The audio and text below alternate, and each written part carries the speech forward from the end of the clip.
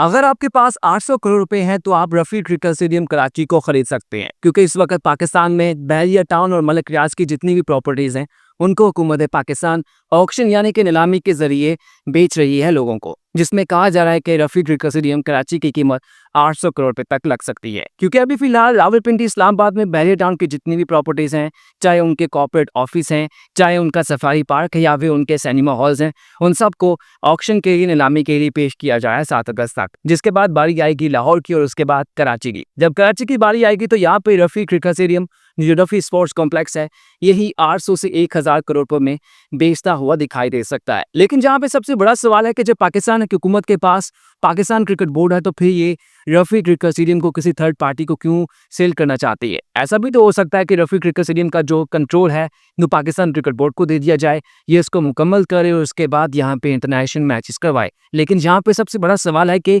Rafi cricket stadium की मुकम्मल होने से पहले ही इसकी प्राइस 800 करोड़ रुपए से ऊपर कैसे जा सकती है। मैंने उसका हम आपको समझाते हैं। दरअसल बात यह है कि रफी क्रिकेट स्टेडियम में ये जो स्टेडियम है इसके साथ यहाँ पे ट्रेनिंग के लिए अलग से ग्राउंड्स भी हैं। यहाँ पे पूरा एक स्पोर्ट्स कॉम्प्लेक्स है जिसमें हॉस्टल्स भी हैं, जिसमें प्लेयर्स के लिए, जिसमें शायकीन के लिए अलग से पॉइंट्स भी हैं। तो इस पूरे स्पोर्ट्स कॉम्प्लेक्स के जो लैंड, उसकी ज़मीन की वैल्यू है वो तकरीबन 200 करोड़ रुपए बताई जा रही है। अब क्योंकि रफी क्रिकेट स्टेडियम को अंडर कंस्ट्रक्शन है, इसका काफ़ी काम हो भी चुका है, इसका ढांचा खड़ा भी किया जा चुका है। अगर इसको कंपेयर किया जाए नेशनल स्टेडियम कराची के साथ या फिर कदाफी स्टेडियम लाहौर के साथ, तो वो इतने बड़े मैसिव लेवल पे उनकी फेज़ 1 में रेनोवेशन नहीं होती। कदाफी स्टेडियम लाहौर में ही 700-800 करोड़ रुपए का बजट लग गया था, जिसको देखते हुए एक बात कंफर्म है कि रफी क्रिकेट स्टेडियम की जो स्ट्रक्चर है, इसका ढांचा है, वही 500 करोड़ रुपए से ऊपर का है।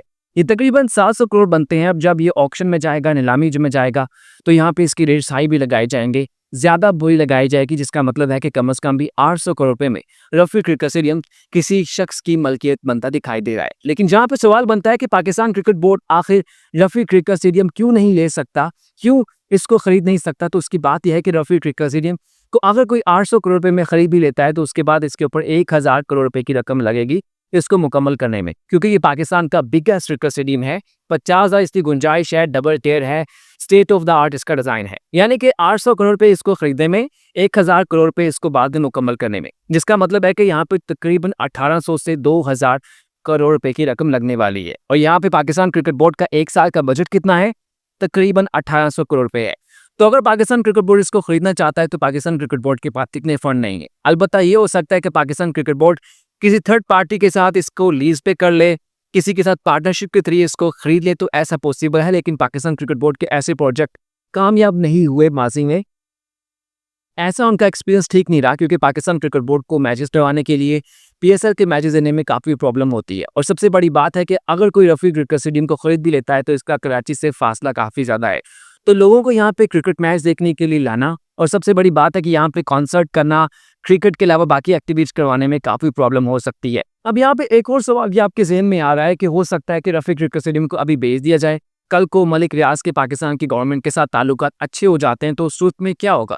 तो उसमें जो कानून है, जो कानूनी माहिरीन है, वो ये कहते हैं कि उसमें 2 ऑप्शंस होते हैं। अगर तो प्रॉपर्टी उस वक्त तक नीलाम ना हो चुकी हो तो वो हुकूमत वापस कर देती है, क्योंकि जब बंदा इख्तियारी हो जाता है तो उसकी सारी प्रॉपर्टी हुकूमत खुद उसके ऊपर कब्जा कर लेती है। दूसरा इसमें यह बनता है कि अगर उस प्रॉपर्टी को बेच दिया जाए तो उसकी जो प्राइस होती है, उसकी जो कीमत होती है, वो ऑनर को दे दी जाती है। लेकिन जहाँ पे मलिक रियाज का रफी स्पोर्ट्स कॉम्प्लेक्स के साथ, रफी क्रिकेट स्टेडियम के साथ सिर्फ बिजनेस पॉइंट ऑफ व्यू के साथ नहीं, एक उनकी उसके साथ इमोशनल अटैचमेंट भी है, क्योंकि ये जो रफी है ये उनके वालिद के नाम पे है।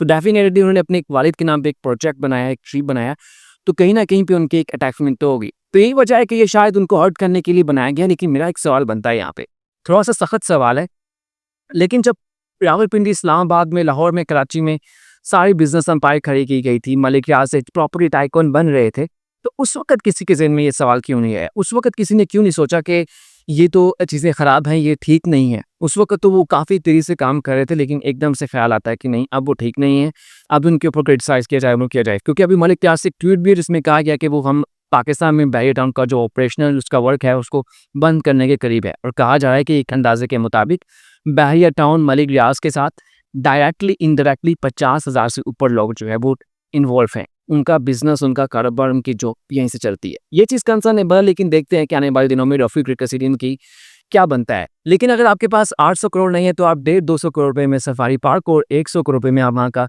सिनेमा हॉल भी अरीना का रावलपिंडी इस्लामाबाद का खरीद सकते हैं। तो उम्मीद है वीडियो पसंद आई होगी। अच्छा लगे तो लाइक और सब्सक्राइब कर दीजिएगा। शुक्रिया।